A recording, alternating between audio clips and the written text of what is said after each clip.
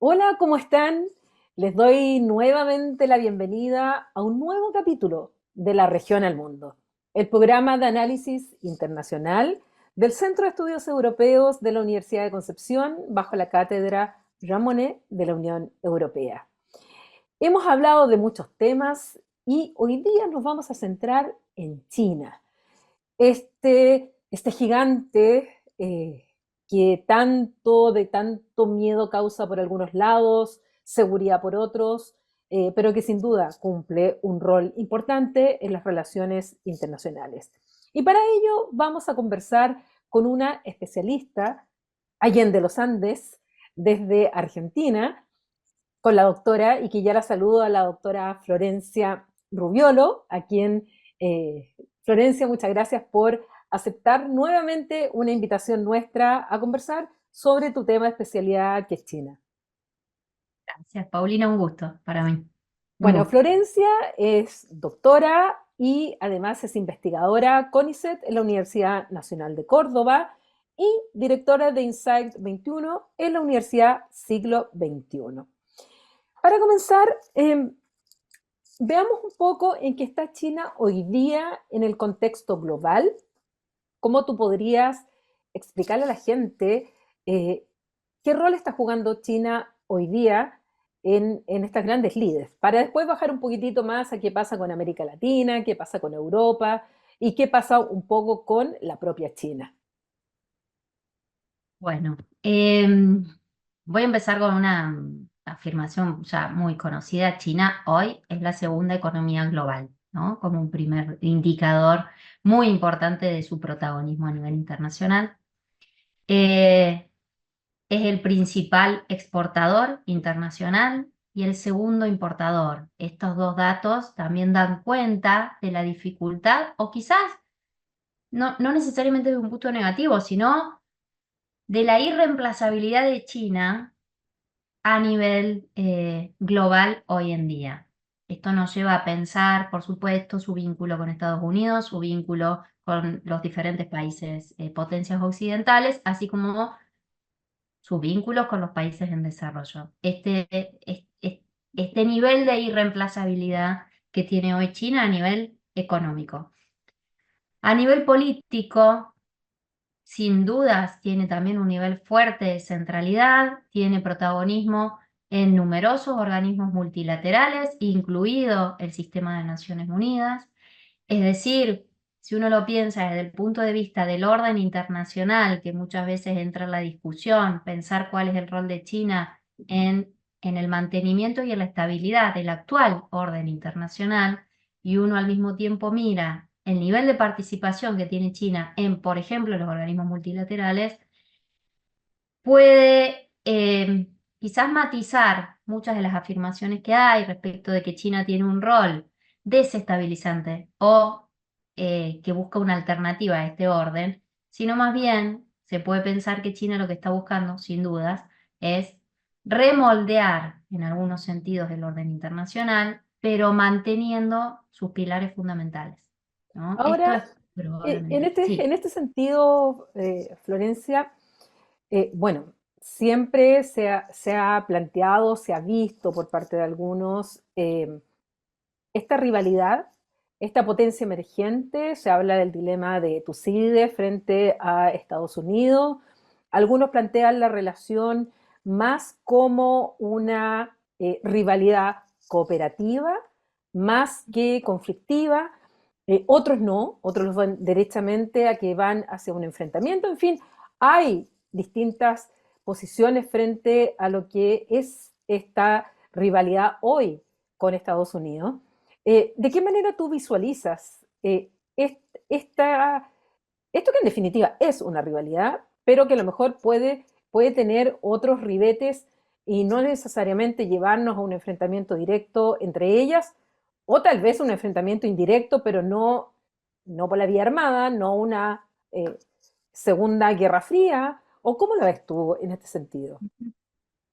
Bueno, hoy, como decís, Paulina, hay, por supuesto, miradas que están reproduciendo la idea de una nueva Guerra Fría o una Guerra Fría 2.0 donde China emerge como el competidor buscando reemplazar a los Estados Unidos como hegemón internacional a través del establecimiento de un nuevo orden internacional. Creo que, o sea, no es el escenario que estamos viendo, y no lo digo solo por una cuestión de interpretación teórica, sino también por los datos que estamos viendo y el comportamiento que estamos viendo de China. Eh, es indudable que hay una rivalidad y es indudable también que parte de esta rivalidad parte de una construcción retórico-discursiva inicialmente, donde por supuesto la potencia hoy hegemónica ve con preocupación la emergencia de una segunda potencia, además que no forma parte de alguna forma los estados afines democráticos liberales, ¿no? Entonces esto por un lado, desde el punto de vista norteamericano hay una construcción que empezó por lo discursivo, pero que hoy tiene, sin duda, ribetes materiales de rivalidad y en algunos casos competencia, ¿no? Em, Desde el punto de vista chino, si uno ve la política exterior de Xi Jinping para hablar de la actualidad, más allá de que sin duda tiene una política exterior que uno puede decir más asertiva de alguna forma y más demostrativa de poder, muy distinta de la que tuvo Hu Jintao, su predecesor. No obstante, busca la política exterior china por todos los medios evitar justamente el confrontamiento directo o indirecto con los Estados Unidos. Esto nos puede llevar a pensar en la hipótesis de que un enfrentamiento militar entre ambas, un conflicto abierto militar entre ambas, no es un escenario hoy probable realmente. En primer lugar, China no está en condiciones de enfrentarse militarmente a Estados Unidos y no lo va a estar por decenas de años, ¿no? Porque ambos países, así como Estados Unidos, China está invirtiendo en armamento y en tecnología militar, también lo está haciendo Estados Unidos. Estados Unidos tiene muchísimo mayor nivel tecnológico y capacidad militar también. Entonces, desde ese punto de vista, es sumamente improbable. Pero además, porque la política exterior china está buscando construir y ampliar su influencia, pero buscando de alguna una metáfora conquistar, ¿no? Conquistar voluntades, dicho casi literalmente por la Un política soft exterior power, china. según Joseph Nye, la O soft power, atracción más que, claro, un soft power ahí más que un hard power. exactamente. ¿Ves? Está mucho más vinculado con la idea del soft power de alguna forma, ¿no? Anclado en sus capacidades materiales, por supuesto. Esto no lo podría hacer China sin el poder económico que tiene. Entonces, su potencia, su poder material, le permite este poder blando. Pero ese poder blando se basa no en sus capacidades materiales militares, sino en sus capacidades materiales económicas. Y cómo su proceso de desarrollo también genera atracción, sobre todo en los países en vías de desarrollo, que son la mayoría del mundo, ¿no? Que no encuentran otra alternativa alcanzable. De alguna forma, China no necesita enfrentarse directamente con Estados Unidos en esta hipótesis. Es innecesario el conflicto directo para tener mayor poder y expandir su poder. Uno podría entender que la preocupación norteamericana hoy, e incluso hay asesores políticos norteamericanos hoy, indicando que la política exterior norteamericana, antes que ir a buscar el espacio de conflictividad y de competencia para ganar directamente con China, tendría que empezar a buscar cómo ganarle, reconociendo la necesidad de la redefinición de su rol en el orden internacional, particularmente para hacerlo más atractivo para los países que quedaron afuera y que están buscando otra alternativa. Y esa otra alternativa es China, ¿no? La Eso que construcción de poder es tú, más compleja. de lo que tú señalas, surge un concepto que está siendo muy usado, no necesariamente compartido por los especialistas, pero sí bastante usado, que es el sur global. ¿Qué se entiende por sur global? ¿Tú estás de acuerdo con esto que existiría un sur global frente a un norte global, los ricos occidentales, poderosos, grandes potencias, fundamentalmente pensando en Estados Unidos, OTAN y todo ese occidente, digamos, que son afines frente a esto que tú estás señalando, aquellas potencias emergentes, América Latina, Asia, África, pero que dentro está China como parte de estas potencias emergentes, donde ya de emergente la verdad es que no sé si podemos Nada. calificarla de tal. Coincido con vos, China ya no es una potencia emergente, a menos que pensemos en el PBI per cápita de China, que aún hoy la deja en un lugar aproximadamente 70 a nivel global. Por supuesto, desde ese punto de vista del PBI per cápita, que indica el nivel de desarrollo de su población, uno puede discutir o plantear, bueno, China todavía está en un proceso de desarrollo desde esa variable. En todas las otras variables, en su mayoría, no, mucho menos en el PBI total. Em, entonces, sí, absolutamente de acuerdo que clasificar a China como parte del sur global es muy cuestionable hoy en día, es una potencia consolidada, sin dudas. Y si el sur global como categoría, es tu pregunta, si yo estoy, ¿cómo la veo?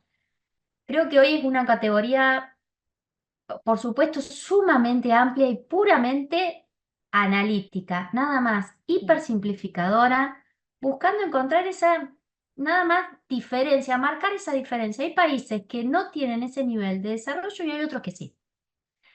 Y en esa única dimensión muy amplia, uno puede hablar de un sur global. Pero esto no implica que ese sur global comparta ni intereses completos, ni valores, mucho menos, ni posicionamientos geopolíticos, ni hablar.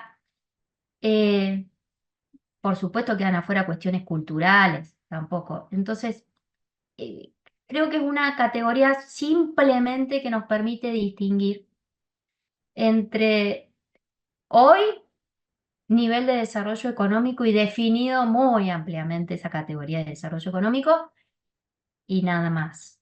Eh, y categorizar ahí adentro a China, muchas veces los propios chinos lo hacen por una cuestión del pasado colonial, por ejemplo, Mm. compartido con los países del sur global, pero hoy en día en términos de indicadores particularmente económicos, eh, China no está dentro de la categoría sur global.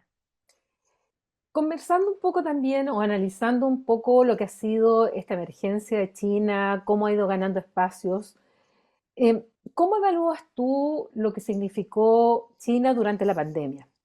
Nosotros vimos claramente que ahí hubo un espacio en el cual China demostró un poder, hizo reaccionar también a las potencias, de ahí viene toda esta idea, por ejemplo, en Europa, y sobre todo el presidente Emmanuel Macron en Francia plantea esto de la autonomía estratégica de las industrias críticas, porque estaban dependiendo de los ventiladores, de las mascarillas chinas, todo estaba en China.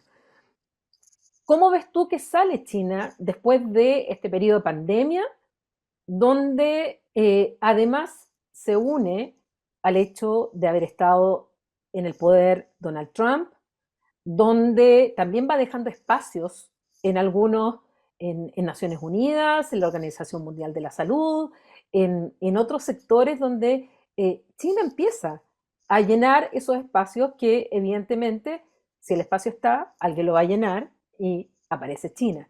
¿Cómo ves tú que jugó ahí este rol China y cómo lo habéis parado justamente post-COVID?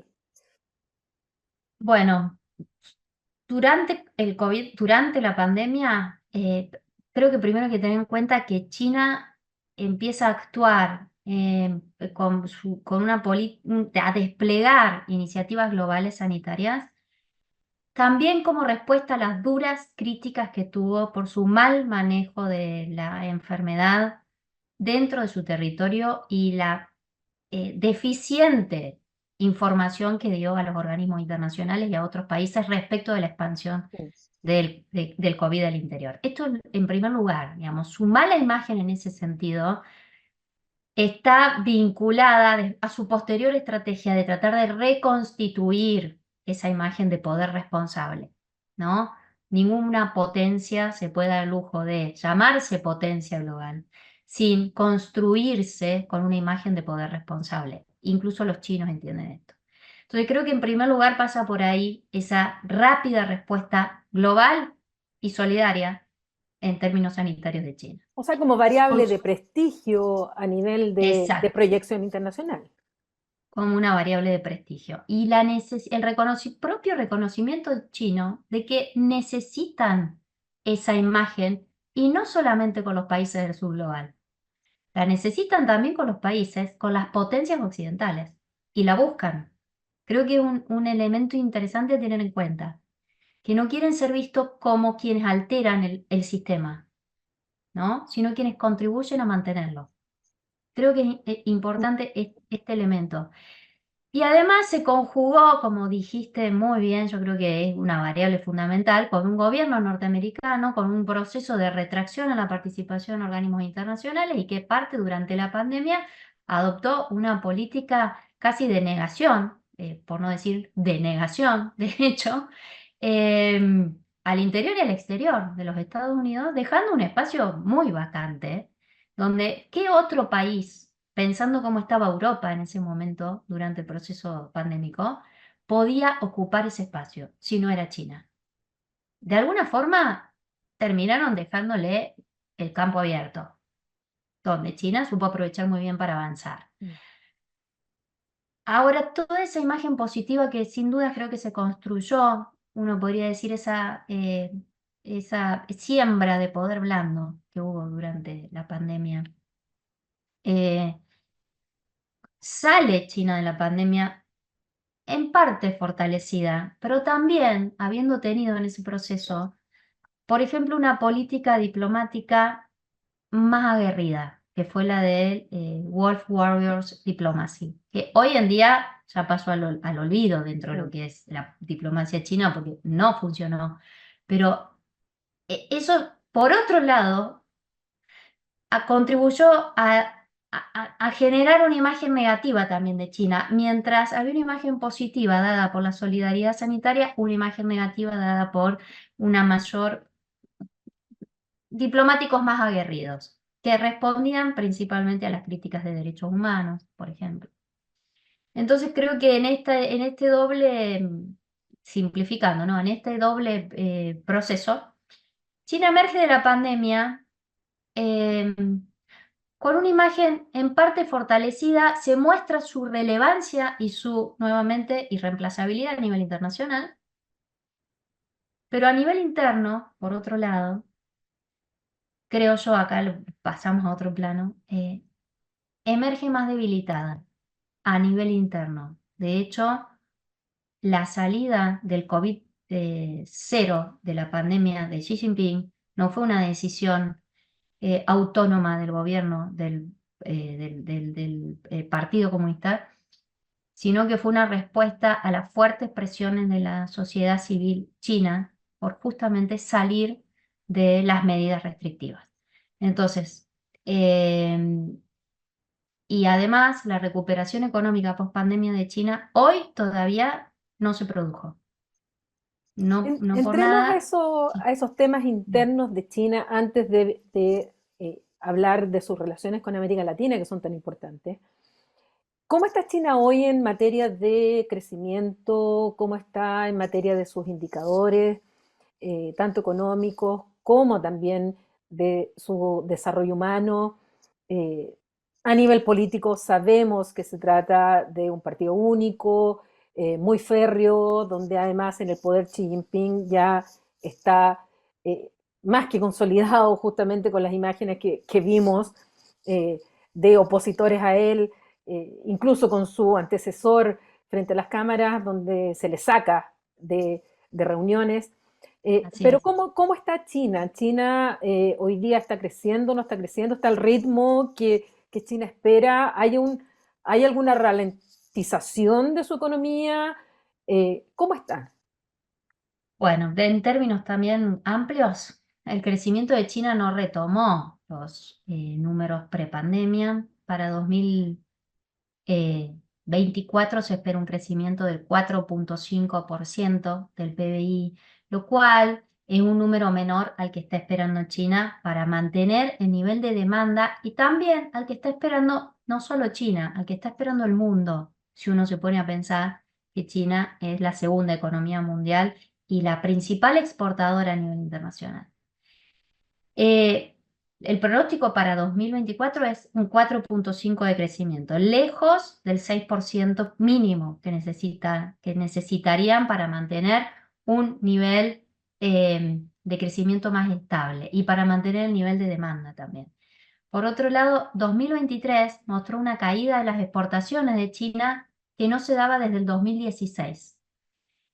La principal caída de exportaciones fueron las ventas a Estados Unidos por las múltiples limitaciones que se fueron imponiendo desde los Estados Unidos a las exportaciones chinas, principalmente vinculadas a lo tecnológico. ¿Esto fue la guerra arancelaria con Donald Trump?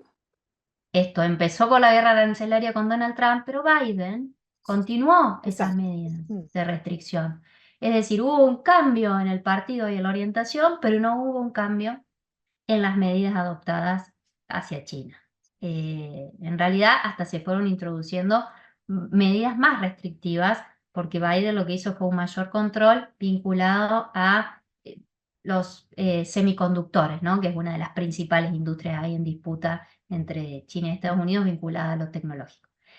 Entonces, de hecho, algo llamativo de este proceso de que China disminuye su participación como proveedor de los Estados Unidos es que por primera vez en los últimos 25 años, México es el principal socio comercial de Estados Unidos en el mundo en el 2023. Es un cambio radical respecto de, sin ir más lejos, algunos 5 años atrás. Lo que explica algunas posiciones del propio AMLO en relación a Estados Exactamente, Unidos. exactamente. Uno también puede encontrar una explicación ahí de que China, previendo que con la firma del nuevo acuerdo del NAFTA se iban a modificar, bueno, producto de la negociación con Trump, se iban a modificar algunas de las condiciones de la producción de origen, ¿no? Que tenía que tener determinado nivel de porcentaje producido en México. China adaptó sus exportaciones a México y su producción en México, porque si uno mira dónde se fueron localizando las inversiones chinas en producción de empresas, Mm. hay mucha relocalización hacia México, tiene que ver también con una política de adaptación china, de adaptación a las políticas implementadas por Estados Unidos en la integración con México. Entonces, perdió el mercado directo, una parte del mercado directo en 2023, pero en realidad participa a través de las exportaciones mexicanas hacia los Estados Unidos. Esto como para tener en cuenta también y para pensar, más importante que esto, es la capacidad de adaptación del gobierno chino y de sus políticas a las medidas que va tomando Estados Unidos retaliatorias, ¿no? Entonces, Mm. creo que esto es importante para ver esa dinámica, ¿no? Volviendo a cómo está China internamente, lo que dije de hay una ralentización económica a nivel general, hay una caída de las exportaciones que tiene un antecedente recién en el 2016, así que es importante para verlo a nivel economía global, es uno de los desafíos, en realidad, esta retracción. Y también hay un cambio, en realidad un cambio que no es de este año, sino que viene de los últimos años de orientación de China, es decir, de reorientación de su foco productivo y de su foco de desarrollo. Pasar de un modelo muy anclado en el consumo interno y en la producción de manufacturas de consumo diario a pasar a ser un productor de alto nivel de tecnología, anclado en, por ejemplo, energías renovables, industria de paneles solares, vehículos eléctricos, baterías eléctricas, etcétera. Digamos, tomar ese carril de desarrollo. En ese proceso también se están generando programas de inversión estatales para el desarrollo de esas industrias, ¿no? Ahora, bueno, ya entraste de alguna manera a América Latina con la situación con México. Hablemos un poco de la vinculación de América Latina con China. Muchos de los países de América Latina, no sé qué porcentaje, ya nos dirás tú, eh, dependemos del comercio con China. Son nuestro primer socio comercial, estoy hablando, por ejemplo, el caso de Chile, y otros estados, en los cuales su relación, esto mismo que nos compren mucho, sobre todo nuestros commodities, eh, hace que tengamos una dependencia, no absoluta, pero una dependencia, cuando se trata de toma de decisión en otros ámbitos donde China también, de alguna manera, aprieta y presiona, así como presiona Estados Unidos y así como también presiona Europa. ¿Cómo está esa vinculación hoy día entre América Latina, y quedémonos América Latina, no entremos a Centroamérica, y China? ¿De qué manera se está reforzando o también está sufriendo una cierta adaptación, así como con México, en otros ámbitos? Eh, ¿Cómo funciona aquí también las iniciativas que la propia China ha ido estableciendo en relación al exterior, incluyendo América Latina, como la Ruta de la Seda, como el caso del Banco de Inversiones, o cómo está funcionando el mismo BRICS? ¿Qué nos puedes contar respecto a esta vinculación? Bueno, como bien decís, el principal eje todavía hoy de relación de China con América Latina en general sigue siendo el comercial. Dentro de lo económico, el comercial. Hay una distinción en un sentido muy claro de lo que es América del Sur, del resto de América Latina, incluyendo a México, que América del Sur tiene una complementariedad natural con China, mientras que México no, digamos que es el otro grande. Entonces, haciendo esta distinción, si nosotros tomamos toda eh, América Latina tiene una relación deficitaria en términos comerciales con China, pero porque México tiene un fuerte déficit. Ahora, si nosotros tomamos solo América del Sur y exceptuamos el resto de la región, América del Sur tiene una relación superavitaria con China, a excepción de Argentina. El resto de los países, particularmente Chile, Uruguay y Brasil, tienen un fuerte superávit en su relación comercial con China. Lo que hace que decía que un socio altamente estratégico en lo económico, ¿no? Además, hay un fuerte nivel de concentración de las exportaciones,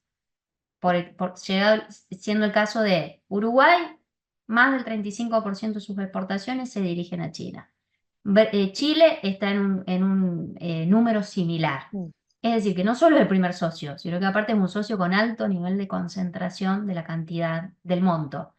Y además de concentración productiva, esto es conocido, Chile la exportación de cobre, Uruguay la exportación de carnes, Brasil la exportación de mineral de hierro, soja y petróleo, ¿no? Argentina también tiene un altísimo nivel de concentración de exportaciones, pero a diferencia de sus vecinos, de estos tres vecinos, China representa solamente el 7%, entre el 7 y el 8% del total de las exportaciones. Tiene más diversificado en ese sentido, por eso también se explica el fuerte superávit, el déficit, perdón, que tiene Argentina con China. Le compramos muchísimo más de lo que le vendemos. Ahora, y Em, Argentina en ese sentido, cuando grabamos esta conversación, justamente la ministra de Relaciones Exteriores se encuentra en China. El presidente Milei ha hecho algunas declaraciones bastante fuertes en contra de China. Eh, ¿Cómo se da ese vínculo? ¿Qué pasa ahí con el gobierno de Milei hoy día? La vinculación eh, con este país, que de todas maneras es un 7%, y claramente China tiene algunos sectores donde evidentemente resulta mucho más favorable comercializar con ellos que con otros. Tiene una ventaja comparativa también frente a eso. ¿Qué pasa ahí con el actual gobierno de Argentina y con, con estos discursos y salidas un poco de libreto, si podemos llamarlo así, del presidente Milei? Bueno, sí, sin duda no es un momento quizás tranquilo en la relación bilateral en absoluto. Se veía venir en las declaraciones previas a ser electo presidente. Milei ya había planteado esta orientación que tenía, y también mantuvo también un discurso bastante confrontativo, podemos decir, respecto de China. Ahora, eh, que sin dudas no favorece en absoluto la relación, de hecho, la perjudica, porque más allá de que, como se plantea también desde el gobierno, podemos decir todo esto en términos políticos, pero business as usual, digamos, más allá de esta concepción, eh, es indudable que el daño discursivo, retórico y político que se puede hacer de la relación va a generar una respuesta del otro lado, más cuando la contraparte es China, que no es un país menor. En ese sentido, Diana Mondino está en este momento, nuestra canciller, de visita en China, con la misión de justamente acercar posiciones, minimizar las tensiones que se están teniendo con China, desde el lugar de ministra de Relaciones Exteriores, ¿no? Entonces vemos ahí quizás diferentes caminos dentro de lo que es el Poder Ejecutivo, donde el presidente tiene una visión y una retórica mucho más confrontativa, y la ministra de Relaciones Exteriores ahora intentando limar esas tensiones. ¿Por qué? Porque Argentina tiene, más allá de un fuerte nivel de comercio con China, aunque no sea nuestro principal destino ni nuestro principal socio comercial, que es Brasil, sí es el segundo y tiene un rol fundamental en el comercio internacional. La Argentina sí tenemos un nivel altísimo de importaciones, pero además hay un fuerte nivel de inversiones de China en la Argentina en diferentes sectores estratégicos, particularmente el energético y el transporte. Digamos, dos sectores son estratégicos para el país Mm. y que necesitan de inversiones para el desarrollo de infraestructura. Es decir, que la Argentina no puede prescindir de esta fuente de financiamiento. Y además tenemos un fuerte compromiso crediticio a través del swap, eh, que ayuda al fortalecimiento de las reservas de Argentina. Entonces, desde esta mirada, China es un socio estratégico para el país, no solamente desde lo comercial, sino también crecientemente desde lo financiero y de la creación de infraestructura. Eh, ¿Cuál es mi hipótesis al respecto de esto? Que más allá del nivel de discurso y de retórica y de búsqueda de alguna forma de confrontación de parte del Ejecutivo en la persona del presidente, los números muestran que es inevitable mantener un vínculo estable con China y que quienes implementen la política exterior van a tener que tener esta mirada pragmática para poder mantener este vínculo. Va a requerir más esfuerzos, seguramente, porque una relación que se daña, hay que repararla. Entonces creo que en ese sentido sí va a requerir más esfuerzos de parte de las otras áreas. eh,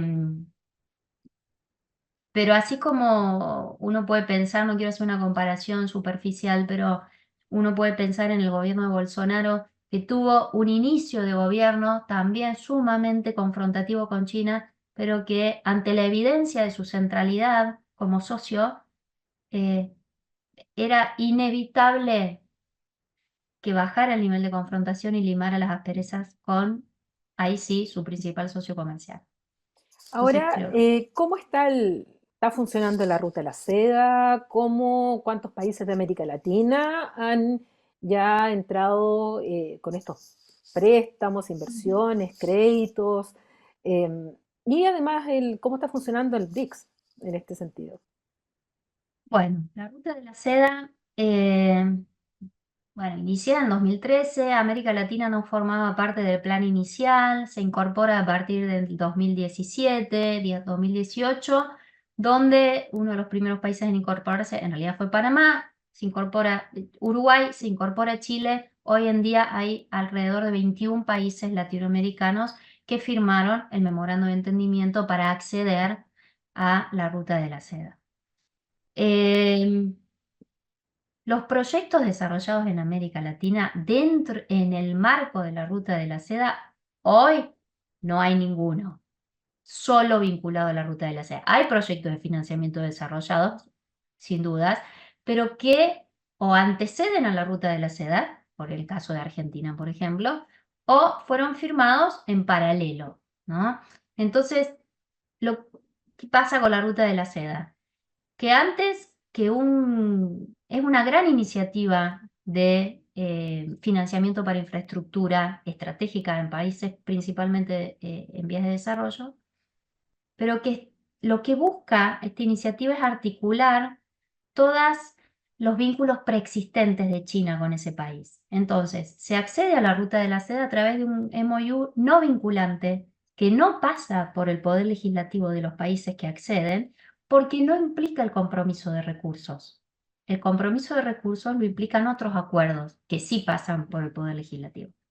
Entonces, la Ruta de la Seda de una forma hoy para América Latina es una gran política china que muestra su potencia y firmar, acceder, es reconocer esa potencia china, ¿no? Pero no implica acceder automáticamente a financiamiento. A esto voy. Sin embargo, ha habido una también, eh, a ver, es claro que ha habido una expansión de la presencia china en inversiones, que igual aún no supera las potencias occidentales, ¿no? Está muy por detrás de los países occidentales todavía. Eh, y una de las cuestiones que se está empezando a ver respecto de la Ruta de la Seda y del financiamiento vinculado a iniciativas de la Ruta de la Seda en los caminos es que los préstamos iniciales, que principalmente se hicieron en regiones cercanas a China, Sudeste Asiático, Medio Oriente, Asia Central, Asia del Sur, mostraron algunas debilidades. Una de ellas, que no se hicieron verdaderos estudios de factibilidad, es decir, de que los países recipientes pudieran devolver Mm. ese dinero. Y hoy en día también lo que se está viendo es que China está sufriendo, está de alguna forma crisis o amenaza de crisis del deudor, en realidad, porque le está teniendo muchos problemas para cobrar los préstamos. Porque por esta misma condición de flexibilidad, de accesibilidad, de que sobre todo eran accesibles a diferentes tipos de gobiernos y diferentes tipos de economías sin hacer un estudio de factibilidad, hoy en día están teniendo problemas en este sentido. Y está bajando el monto de las inversiones que está haciendo China a través de la Ruta de la Seda, ¿no? Y están generando procesos mucho más estrictos de evaluación de los proyectos de inversión. Uno puede decir, esto parte, por supuesto, de la inexperiencia, del aprendizaje, de que se está convirtiendo en potencia, ¿no? Y este proceso de aprendizaje lleva a esto. Es importante igual ver acá que su proceso de aprendizaje lo está acercando a una mirada más conservadora, más acercada a los organismos financieros internacionales occidentales, que alejándolo de ellos. Creo que Qué ujú, interesante lo último que planteas, cuando justamente nace como ujú, una alternativa distinta, crítica del Banco Mundial, del Fondo Monetario Internacional y otros, y termina finalmente también adaptándose a ese pragmatismo que tú mencionabas, tanto de Brasil, de Argentina u otros, eh, que la evidencia al final se impone ante ujú. esto.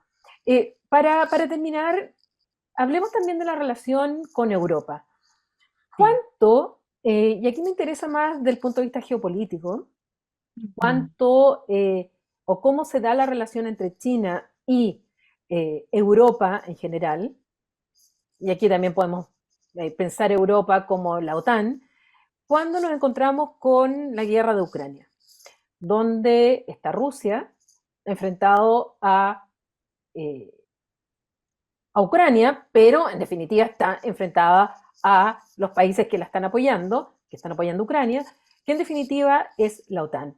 ¿Cuál es el rol de China en esta guerra? Porque la hemos visto votando, vetando o guardando silencio. frente a las condenas a Rusia. ¿Qué vinculación existe ahí entre China y Rusia frente a Europa? Bueno, eh, indudable que el rol de China está siendo el de sostener implícitamente. ¿Por qué digo implícitamente? Porque no lo dicen, pero está sosteniendo económicamente el esfuerzo de guerra de Rusia y el sostenimiento de una situación estable dentro de todo económica, a pesar de las sanciones que se le están aplicando a Rusia, ¿no? ¿Cuál es el actor que está ahí cambiando quizás el margen de posibilidades de Rusia de sobrevivir a esas sanciones? Está siendo China. Digamos, la compra de petróleo y gas que está efectuando China respecto de Rusia es sin duda una de las claves para entender por qué Rusia puede sostenerse a pesar de las sanciones. De hecho, creció, creo que estuvo, ¿cuánto? Un 3,5 Sí. el Y año pasado. además, un elemento es que ese comercio no se está haciendo en dólares, que es lo otro importante. Es Mm, decir, que de alguna forma este conflicto está contribuyendo a la parcial desdolarización del comercio internacional, como para entender, favoreciendo, por mm. supuesto, el posicionamiento de la moneda china. Eso por un lado.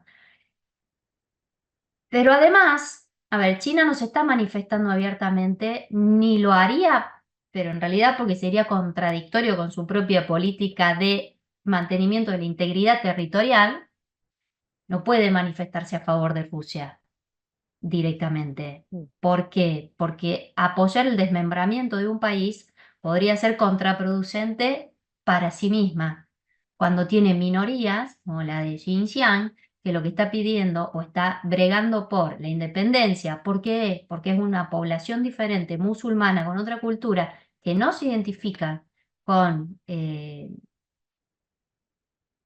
la cultura Han, por decirlo así, ni mucho menos con el partido chino.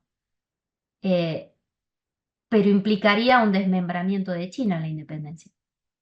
Entonces, es contradictorio, sería contradictorio que China apoyara el reclamo de Rusia respecto de las regiones de Ucrania que está planteando que tienen que independizarse o formar parte de Rusia, ¿no? Esto es claro.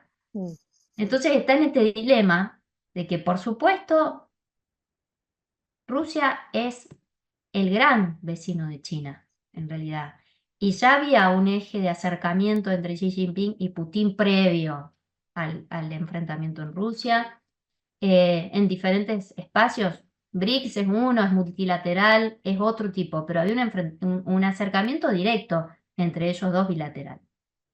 Eh, entonces, entiendo que China tiene ahí un bastión, no puede perder a Rusia como socio y como afín, pero tampoco puede abiertamente enfrentarse a Europa, porque ni puede ni quiere perder la relación con Europa, que es fundamental para su posicionamiento como potencia global, en realidad, mantener el vínculo con Europa y como potencia responsable.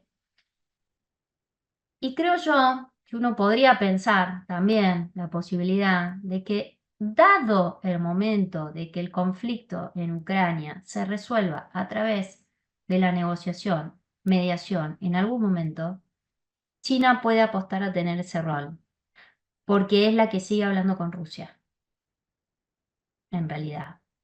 Entonces, quizás está ahí. Ahora, el vínculo con la con Europa, para ser un poco más, Mm. con la OTAN, de alguna manera ahí Europa, de los países de la OTAN europeos, eh, aunque la guerra en Ucrania está generando, por supuesto, una mirada negativa respecto al comportamiento de China, porque está tirando por tierra todos los esfuerzos de desalentar a Rusia de seguir con el enfrentamiento en Ucrania, porque está haciendo ineficientes las sanciones, básicamente. Este está haciendo el rol de China. Claro. Básicamente te diciendo, bueno, no sirven de nada. Mm. Eh, pero por otro lado, las economías europeas son muy dependientes del mercado chino. Sí, pensemos en la alemana. con las grandes Ale- inversiones que La tienen, partiendo principal, por Alemania. la principal, las Eh, inversiones, el intercambio intraindustrial que tienen, vinculado al sector automotriz. Entonces, es muy difícil de desmantelar y nuevamente, China es muy difícil de reemplazar en este sentido. Incluso aunque haya colapsado el acuerdo de inversiones, aunque tenemos fuertes críticas europeas respecto de las políticas de derechos humanos, la violación de derechos humanos que se está produciendo por parte de China en una región en particular, que es la región del Xinjiang, y las denuncias que hay vinculadas a esto, esto no ha desalentado el mantenimiento de un vínculo estrecho entre los países europeos, occidentales y China. Y es porque la relación es más compleja que solo la mirada geopolítica respecto de Ucrania o la dimensión del orden vinculado a los derechos humanos.